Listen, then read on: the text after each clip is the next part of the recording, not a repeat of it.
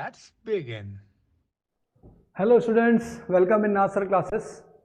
और आज जो हम लोग पढ़ना स्टार्ट कर रहे हैं वो है हमारा magnetic effect of electric current. ठीक है, magnetic effect of electric current. और इससे पहले भी मैं आप लोगों को एक चीज़ बिल्कुल कंफर्म कर देना चाहता हूँ कि अगर आपको सच में जो भी मेरे प्लेटफॉर्म पे वीडियोस आ रही हैं उसका पूरा बेस्ट यूटिलाइजेशन करना है ना, तो जब भी कोई वीडियो देख रहे हो, आप जब भी कोई चैप्टर पढ़ रहे हो, तो मेक श्योर कि आप कॉपी और पेन लेकर के बैठो। ठीक है, और अगर आपने स्टार्ट किया है तो कोई भी एक कॉन्सेप्ट जो आपको पढ़ना है, जो आपको देखना है, उस कॉन्सेप्ट को डिटेल में पूरा ढंग से कवर कर लो।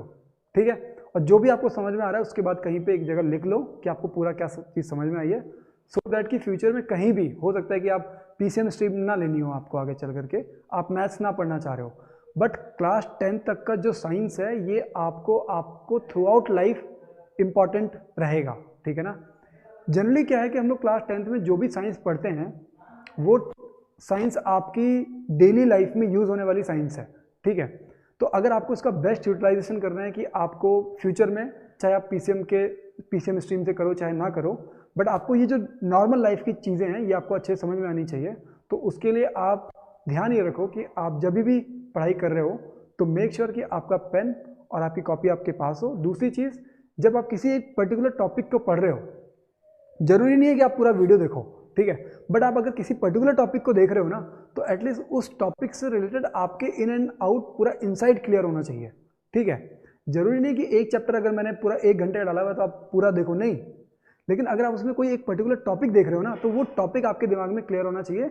इतना अपने अंदर, मतलब एक जिसको बोलते हैं ना कि अपनी एनर्जी लेवल इतने लेवल पे रखो कि आपको कोई भी एक टॉपिक अच्छे से क्लियर होना चाहिए। And for that you have to take your pens and copies with you. ठीक है, स्टार्ट करते हैं हम लोग फिर आगे। हमारा जो चैप्टर है वो है magnetic effect of electric current. ठीक है, तो देखो क्या है कि इस चैप्टर में हम लोग क्या क्या चीजें पढ़ने वाले हैं। तो फर्स्ट ऑफ ऑल हम लोग ये देखेंगे, हाँ, तो फर्स्ट ऑफ ऑल हम लोग ये देखेंगे कि मैग्नेटिक फील्ड्स क्या होते हैं। क्या मैग्नेटिक फील्ड क्या होता है, हम लोग उस चीज़ को समझेंगे। और दूसरे हम लोग ये देखेंगे कि इलेक्ट्रोमैग्नेटिक इफेक्ट्स क्या हुए, मतलब कि इलेक्ट्रिसिटी और मैग्नेटिक के बीच में क्या रिलेशन है, एक तरीके से हम लोग उसको समझने की कोशिश करेंगे। हम लोग ये देखेंगे इलेक्ट्रोमैग्नेट्स क्या होते हैं, और हम लोग इलेक्ट्रिक मोटर्स जो होते हैं, हम लोग इसी चैप्टर में इलेक्ट्रिक मोटर्स के बारे में भी समझेंगे, जिसमें आपको मैं अगर टू बी प्रिसाइज बताऊं कि इलेक्ट्रिक मोटर्स का जनरल सा एक मीनिंग हो गया कि आपने कोई भी ऐसा इलेक्ट्रिकल गैजेट देखा है जिसमें कोई मोटर चल रही है, जैसे फैन हो गया, जैसे सीलिंग फैन हो गया, या आपका कोई भी एक ट्रिमर हो गया, ठीक है, जिसमें मशीन चल रही है, तो मतलब वो क्या है, इलेक्ट्रिक मोटर है। ठीक है, तो हम लोग उसको भी समझेंगे कि उसमें इलेक्ट्रिक मोटर कहाँ पे यूज होता है, किस तरीके से उसका फंक्शनिंग होता है। ठीक है, एंड देन हम लोग ये भी देखेंगे कि जो आपका इलेक्ट्रिसिटी जनरेटर्स हैं, कि जहाँ पे इलेक्ट्रिसिटी जनरेट हो रही है, ठीक है, तो जनरेटर का क्या फंक्शन होता है, किस तरीके से वो इलेक्ट्रिसिटी जनरेट कर रही होती है। ठीक है, तो उन चीज़ों को हम लोग इसी चैप्टर में जो है हम लोग समझने वाले हैं। ठीक है, आगे चलते हैं हम लोग कि देखो ये सब चीज़ें आपको पढ़ने के लिए क्यों आ रही हैं, क्यों आपको ये सब चीज़ें पढ़नी पड़ रही हैं। तो वो सब एक, जिसको आप बोल सकते हैं ना कि एक एक्सीडेंटल एक्सपेरिमेंट था ये। ठीक है, हुआ क्या कि एक साइंटिस्ट थे, हांस क्रिश्चियन ओरस्टेड। ठीक है, तो हांस क्रिश्चियन ओरस्टेड जो थे ये एक लेबोरेटरी में अपना काम कर रहे थे, और पर्टिकुलरली उनको इलेक्ट्रोमैग्नेटिज्म के ऊपर कोई काम नहीं करना था। ठीक है, वो अपना नॉर्मल, जो भी आपको पता है कि जितने भी साइंटिस्ट होते हैं ये अपना कुछ ना कुछ लगे रहते हैं, तो ये ऐसे ही अपने लेबोरेटरी में कुछ फंक्शन कर रहे थे। और जिस वायर में इन्होंने इलेक्ट्रिसिटी को फ्लो कराया, उसके आसपास कहीं पे एक कंपास रखा हुआ था। ठीक है, कंपास रखा हुआ था। जब इसमें ये इलेक्ट्रिसिटी फ्लो हुई ना, तो इसमें एक डिफ्लेक्शन आया, तो उनको लगा कि शायद, मतलब होता है कि पहली बार अगर कोई चीज़ होगी तो आपको बिलीव नहीं होगा, तो उन्होंने दोबारा इसको बंद करके देखा, और फिर जब बंद करके देखा तो ये इस तरफ को चली गई, फिर वापस अपनी जगह पे आ गई, फिर से उन्होंने खोल करके देखा, दोबारा इधर आ गई। तो इसका मतलब कि उनको लगा कि कुछ ना कुछ रिलेशन तो यहाँ पे है। ठीक है, किसका, इस वायर में फ्लो कर रही है इलेक्ट्रिसिटी, इस वायर में फ्लो कर रही है इलेक्ट्रिसिटी, और ये जो कंपास है ये रिस्पॉन्स करता है मैग्नेट के लिए। मैग्नेटिक मतलब जहाँ पे भी मैग्नेटिक प्रॉपर्टीज होंगी, एक तरीके से आप बोल दो कि अगर कहीं पे मैग्नेटिक फील्ड है तो उसके टुवर्ड्स ये रिस्पॉन्स करता है। क्या, ये क्या है आपका, ये है कंपास। तो उनको इस मतलब जिसको बोलेंगे एक एक्सपेरिमेंटल जो मतलब ये एक्सीडेंटल एक्सपेरिमेंट था उनका, तो उसमें ये उनको समझ में आया कि कहीं ना कहीं पे, ठीक है, उसका क्या एग्जैक्ट रीज़न है वो अभी नहीं पता उनको, बट उनको ये पता लग गया कि इलेक्ट्रिसिटी कहीं ना कहीं पे कुछ ना कुछ मैग्नेटिक प्रॉपर्टी तो रखती है, जिसकी वजह से ये कंपास जो है वो कुछ ना कुछ जो भी रिफ्लेक्शंस है वो शो कर रहा है। आ रही है बात समझ में? किसने? तो ये हांस क्रिश्चियन ऑर्स्टेड करके थे, जिनका बर्थ ईयर ये है और जिनका डेथ हुई थी 1851 में। और ये जो एक्सपेरिमेंट है उन्होंने एक्सीडेंटल एक्सपेरिमेंट किया था, ये इन्होंने किया था 1820 में, ठीक है। और फिर उसके बाद से ये फेमस हो गए, क्योंकि ये छोटा सा एक्सपेरिमेंट आगे चल कर कितनी बड़ी बड़ी चीज़ों को जनरेट कर देगा ये उनको भी नहीं पता था। बट आप देख रहे हो, मतलब एक तरीके से आपके लिए एक स्टोरी हो सकती है कि आप ना अपने काम पे फोकस करो और उस काम को करते हुए चलो।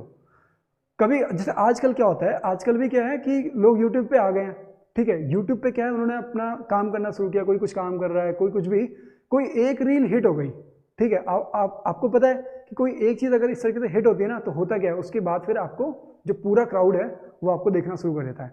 यही होता है कि कोई भी, जैसे ये एक साइंटिस्ट थे, इन्होंने अपना काम परफॉर्म किया, करते करते उनको कोई एक ऐसी चीज़ मिल गई, एक ऐसी चीज़ मिली जिसके लिए उन्होंने एक्सपेक्टेशंस भी नहीं की थी, और आगे चल करके पूरी जनरेशन इस इलेक्ट्रोमैग्नेटिज्म के ऊपर इतनी ज़्यादा डिपेंडेंट हो गई है कि आपके घरों में चल रहा पंखा, ठीक है, और मतलब ईच एंड एवरीथिंग जो भी इलेक्ट्रिसिटी से, जनरली जो चीज़ें इलेक्ट्रिसिटी से चल रही हैं वो कहाँ पे बेस्ड हो रही हैं, वो बेस्ड हो गई तुम्हारी इलेक्ट्रोमैग्नेटिज्म के ऊपर। आगे पढ़ते हैं हम लोग। तो आई होप कि आपको इन साइंटिस्ट के ऊपर इतना कुछ गुस्सा वुस्सा नहीं आ रहा होगा। उन्होंने एक छोटी सी डिस्कवरी बस की है, जिसके लिए आपको एक चैप्टर पूरा अच्छे से पढ़ना पड़ेगा, और ये चैप्टर इतना आसान नहीं है, थोड़ा सा, मैं टफ तो नहीं बोलूँगा, बट हाँ थोड़ा सा ट्रिकी है। आपको समझने के लिए पूरा दिमाग जो है वो खुला रखना पड़ेगा। इसमें सबसे पहली चीज़ हम लोग ज़रा एक कंपास और उसके निडल की बात कर लेते हैं। जैसे मानो ये एक कंपास है, ये कोई एक कंपास हो गया। अगर आप लोगों ने नहीं देखा तो मैं आपको बता देता हूँ कि इसमें एक नॉर्थ पोल बना हुआ होता है, इस तरीके से नॉर्थ, एक तरीके से एक साउथ, ठीक है, और फिर यहाँ पे मान लो कि आपका ये ईस्ट हो गया और ये आपका वेस्ट हो गया, इस तरीके से कुछ करके बना होता है, ठीक है ना। इसके अंदर एक निडल घूम रही होती है, ठीक है, बीच में एक पाइवट लगा रहता है जिसके ऊपर एक निडल अटैच होती है इस तरीके से करके, ठीक है। ये आपकी वो निडल हो गई, और इसके ऊपर इस तरीके से एक मार्क बना हुआ रहता है, ठीक है, और ये डायरेक्शन आपको शो करता है कि नॉर्थ किधर है, ठीक है। तो जब आप किसी कंपास को इस तरीके से लेकर कहीं पे खड़े हो गए, तो वो जनरली क्या होगा कि ज्योग्राफिक नॉर्थ किसके साथ, ज्योग्राफिक नॉर्थ के साथ अपने आप को अलाइन करना शुरू कर देगा। तो ज्योग्राफिक नॉर्थ या ज्योग्राफिक साउथ के साथ वो अपने आप को, कोई भी फ्रीली सस्पेंडेड निडल जो है वो अपने आप को ज्योग्राफिक नॉर्थ और साउथ के साथ अलाइन करना शुरू कर देगा। मतलब ये हुआ कि अगर मैं कोई कंपास इस तरीके से नॉर्मली लेकर खड़ा हो जाऊं, तो उसमें जो निडल है वो आपको नॉर्थ या फिर साउथ की तरफ जो है वो इशारा करना शुरू कर देगी। आ रही है बात समझ में?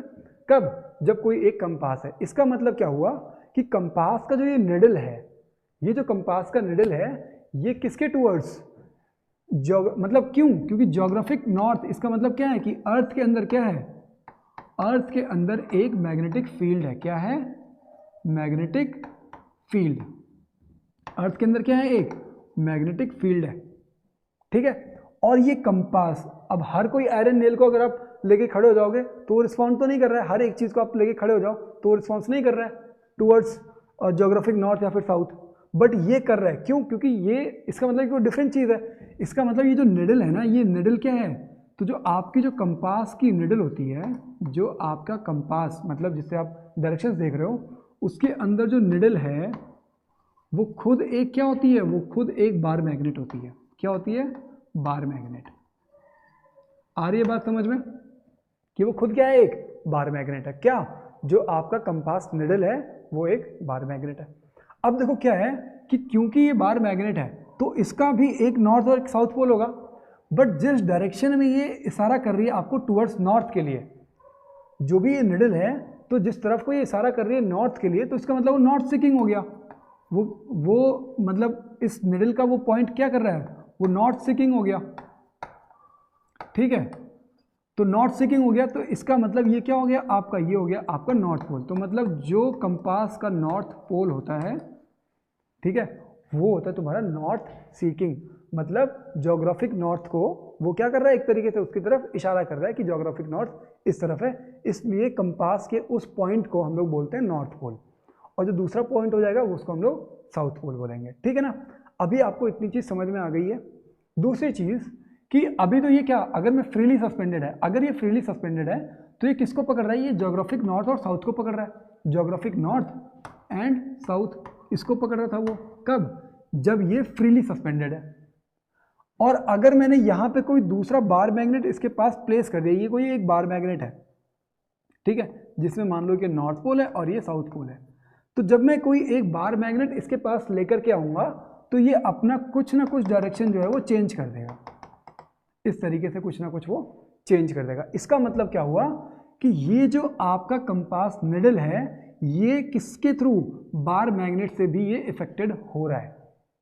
आ रही है बात समझ में? मतलब अगर आसपास कोई मैग्नेट नहीं है और आप कंपास लेके खड़े हो तो वो आपको डायरेक्शन दिखाएगा ज्योग्राफिक नॉर्थ की। मतलब वो थोड़ा सा अलग होता है, हल्का सा ही चेंज होता है, ठीक है, उसकी डिटेल में फिर कभी बात करेंगे, बट ये है कि वो ज्योग्राफिक नॉर्थ की तरफ इशारा करता है। कब, जब आप फ्रीली सस्पेंडेड खड़े हो, आसपास में कोई मैग्नेट नहीं है।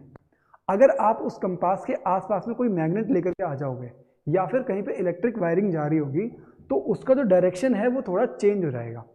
मतलब फिर वो ट्रू नॉर्थ आपको नहीं बता पाएगा कि एग्जैक्टली नॉर्थ, ज्योग्राफिक नॉर्थ किस तरफ है, वो आपको नहीं बता पाएगा। इसका मतलब ये इससे इफेक्टेड हो रहा है, किससे, बार मैग्नेट से। ठीक है ना, मतलब किसी भी दूसरी मैग्नेटिक फील्ड से ये इफेक्टेड हो रहा है। किस तरीके से इफेक्टेड होता है कि जो आपका नॉर्थ पोल है, जो आपका नॉर्थ पोल है वो क्या करते हैं, मतलब नॉर्थ पोल भी नहीं बोलूँगा मैं बोलूँगा इसको सेम पोल। ठीक है, क्या है, सेम पोल, कि जो आपके सेम पोल होते हैं वो एक दूसरे को क्या करते हैं, रिपेल करते हैं। क्या करते हैं, रिपेल करते हैं। ठीक है ना, और अगर अपोजिट पोल हो, अगर अपोजिट पोल हो तो वो एक दूसरे को क्या करते हैं, अट्रैक्ट करते हैं। अपोजिट पोल एक दूसरे को क्या करते हैं, अट्रैक्ट करते हैं। और सेम पोल क्या करते हैं, एक दूसरे को, सेम पोल एक दूसरे को रिपेल करते हैं। मतलब जैसे कि अगर मैं दो, जैसे यहाँ पे, हाँ ठीक है, मान लो कि ये दो अलग अलग मैग्नेट्स हैं, ठीक है, और आपको मैंने क्या बताया, आपको मैंने बताया कि ये जो निडल है, कंपास का जो निडल है, ये भी एक बार मैग्नेट है और बाहर भी मैंने एक बार मैग्नेट रखा हुआ है। तो देखो क्या है कि अगर दो मैग्नेट्स आप पास पास लेकर के आओगे तो ये मानो कि ये नॉर्थ पोल है, जो आपको मतलब टिप दिख रहा है वो नॉर्थ हो गया, और जो बॉटम हो गया वो साउथ हो गया। तो अगर मैं नॉर्थ को आसपास लेकर के आने की कोशिश करूंगा ना तो एक दूसरे को रिपेल करेंगे, मतलब दूर दूर भेजेंगे। ठीक है, एक दूसरे को पुश करेंगे। ऐसे अगर आप उसको उल्टा कर लो तभी भी एक दूसरे को पुश करेंगे। क्यों? क्योंकि सेम पोल हो गए, चाहे साउथ साउथ चाहे नॉर्थ नॉर्थ, अगर वो सेम पोल को अगर आप एक दूसरे की तरफ लेकर के आओगे तो एक दूसरे को रिपेल करेंगे। ठीक है, और अगर मैं उल्टा कर दूं कि इसका साउथ यूज कर रहा हूं और इसका नॉर्थ यूज कर रहा हूं तो एक दूसरे को अट्रैक्ट करेंगे, मतलब एक दूसरे से चिपक जाएंगे। ठीक है, इस तरीके से करके। या फिर मैं इसका उल्टा कर दूं कि इसका मैंने नॉर्थ कर दिया और इसका मैंने साउथ कर दिया तो भी ये चिपक जाएंगे। तो अपोजिट पोल्स जो होते हैं वो एक दूसरे को अट्रैक्ट करते हैं, और जो सेम पोल होंगे, चाहे वो फिर नॉर्थ नॉर्थ हो गया चाहे वो साउथ साउथ हो गया, तो वो रिपेल करेंगे। आ रही है बात समझ में? ठीक है, हम लोग आगे बढ़ते हैं। तो देखो अभी तक का जो भी डिस्कशन था उसमें हमारे लिए इंपॉर्टेंट जो चीज़ें थी वो क्या थी, वो देख लो। ये है आपके लिए इंपॉर्टेंट चीज़ें जो अभी तक हमने डिस्कस किया है, उसमें ये चीज़ें इंपॉर्टेंट है। क्या है, कंपास एंड इट्स निडल। और इसमें जो कंपास निडल है वो एक तरीके से क्या होता है, वो एक तरीके से एक छोटा सा बार मैग्नेट ही होता है। ठीक है, दूसरी चीज़ हमने क्या देखी कि freely suspended needle align itself with earth's magnetic field. मतलब अर्थ की जो मैग्नेटिक फील्ड है उसके साथ वो अपने आप को अलाइन कर लेता है। कौन? Freely suspended needle. Freely suspended needle मतलब मैग्नेट। ठीक है, the end pointing towards the north is called north seeking.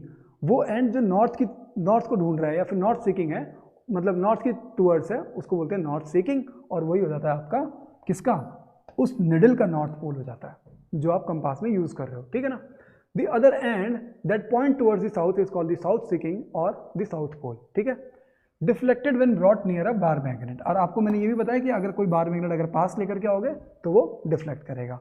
और ये भी आपको मैंने बता दिया है कि लाइक पोल्स का मतलब नॉर्थ नॉर्थ।